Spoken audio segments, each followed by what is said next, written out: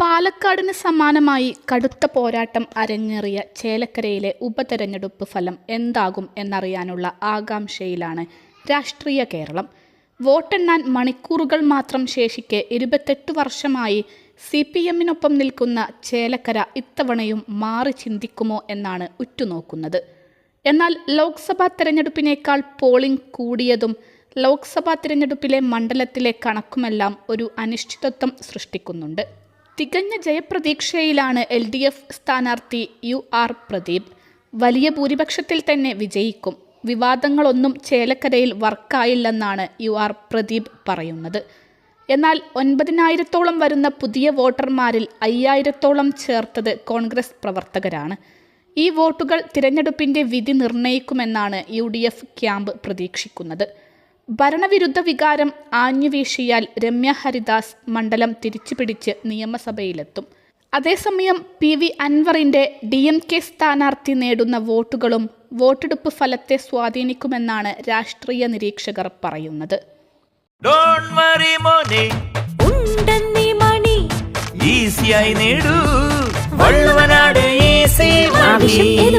പണം ഞങ്ങൾ തരും. ചേലക്കരയിൽ ആകെ പോൾ ചെയ്തത് 72% വോട്ടാണ്. 2021 നിയമസഭാ തെരഞ്ഞെടുപ്പിലേതിനേക്കാൾ 4% കുറവാണിത്. ഈ 4%-ത്തിലാണ് മുന്നണികളുടെ നെഞ്ചിടിപ്പ്. അവസാനവട്ട കണക്കുകൂട്ടലുകളിൽ കഷ്ടിച്ച് കയറിക്കൂടാമെന്നാണ് LDF-ന്റെ വിലയിരുത്തൽ. ഇത്തവണ ഉപതെരഞ്ഞെടുപ്പിൽ ചേലക്കരയിൽ 2,13,103 വോട്ടർമാരാണ് ഉണ്ടായിരുന്നത്.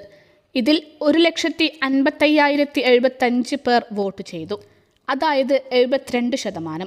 ലോക്സഭാ തെരഞ്ഞെടുപ്പിൽ പോൾ ചെയ്ത 72%-ത്തേക്കാൾ നേരിയ വർധനവാണ് ഇത്. നേരിയതാണെങ്കിലും ഈ മാറ്റം ആരെയാണ് പിന്തുണയ്ക്കുക എന്നാണ് കാത്തിരുന്ന് കാണേണ്ടത്. കാരണം ലോക്സഭാ തെരഞ്ഞെടുപ്പിലെ കണക്കുകൾ തന്നെ. 7 മാസം മുൻപ് നടന്ന ലോക്സഭാ തെരഞ്ഞെടുപ്പിൽ LDF-ന്റെ K രാധാകൃഷ്ണന് സ്വന്തം ബൂത്തിലും പഞ്ചായത്തിലും ലഭിച്ചത് UDF സ്ഥാനാർത്ഥി രമ്യ ഹരിദാസിനേക്കാൾ കുറഞ്ഞ വോട്ടാണ്. പതിവിന് വിപരീതമായി UDF സംവിധാനം മികച്ച പ്രവർത്തനങ്ങളാണ് മണ്ഡലത്തിൽ നടത്തിയത്. പാലക്കാട് ഉപതെരഞ്ഞെടുപ്പ് തീയതി നീട്ടുക കൂടി ചെയ്തതോടെ പല നേതാക്കളും ചേലക്കരയിൽ എത്തിയിരുന്നു.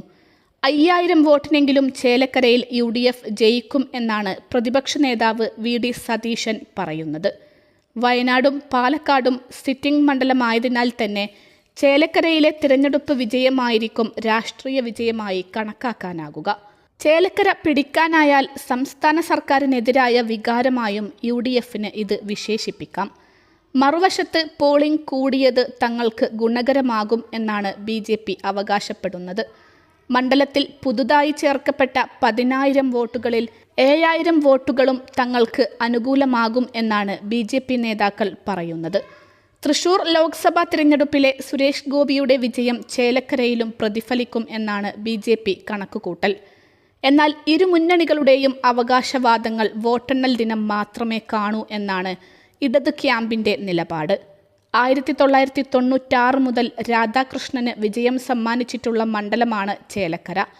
ഇടക്കാലത്ത് രാധാകൃഷ്ണൻ മത്സരിക്കാതിരുന്നപ്പോൾ 2016 മത്സരിച്ച് വിജയിച്ച പ്രദീപാണ് ഇത്തവണ LDF സ്ഥാനാർത്ഥി. മണ്ഡലത്തിലെ വികസന പ്രവർത്തനങ്ങൾ വോട്ടായി മാറും എന്നാണ് ഇടത് പ്രതീക്ഷ. വയനാട്ടിൽ പ്രിയങ്ക ഗാന്ധിക്ക് 5 ലക്ഷത്തിലധികം വോട്ടിന്റെ ഭൂരിപക്ഷം ലഭിക്കുമെന്നായിരുന്നു UDF നേതാക്കൾ പ്രചാരണഘട്ടത്തിൽ ഉടനീളം പറഞ്ഞിരുന്നത്. എന്നാൽ പോളിംഗ് കഴിഞ്ഞതോടെ അതിപ്പോൾ 4 ലക്ഷത്തിലേക്ക് ചുരുങ്ങി. കാരണം പോളിംഗ് ശതമാനത്തിലെ കുറവാണ്. 8%-ഓളം വോട്ടുകളാണ് കഴിഞ്ഞ തവണത്തേക്കാൾ കുറഞ്ഞത്. തങ്ങളുടെ വോട്ടുകൾ പരമാവധി പോൾ ചെയ്യിക്കാൻ കഴിഞ്ഞിട്ടുണ്ടെന്നാണ് നേതാക്കളുടെ അവകാശവാദം. കഴിഞ്ഞ തവണത്തെ വോട്ട് വിഹിതം ഇക്കുറി ഉണ്ടാകുമോ എന്നാണ് LDF-ന്റെയും BJP-യുടെയും ആശങ്ക. പോളിംഗ് ശതമാനത്തിൽ വൻ ഇടിവുണ്ടായത് 3 മുന്നണികളുടെയും നെഞ്ചിടിപ്പ് വർദ്ധിപ്പിക്കുമ്പോഴും പ്രിയങ്ക ഗാന്ധിയുടെ വിജയത്തിന്റെ കാര്യത്തിൽ ആർക്കും ശങ്കയില്ല. അതേസമയം പ്രതീക്ഷിച്ച ഭൂരിപക്ഷം കിട്ടുമോ എന്ന കാര്യത്തിൽ UDF ക്യാമ്പിൽ തന്നെ ആശങ്കയുണ്ട് താനും.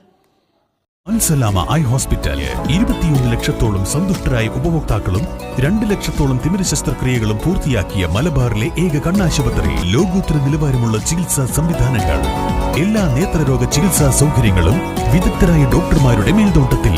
Al Salama eye hospital, hospital road, Perinthalmanna.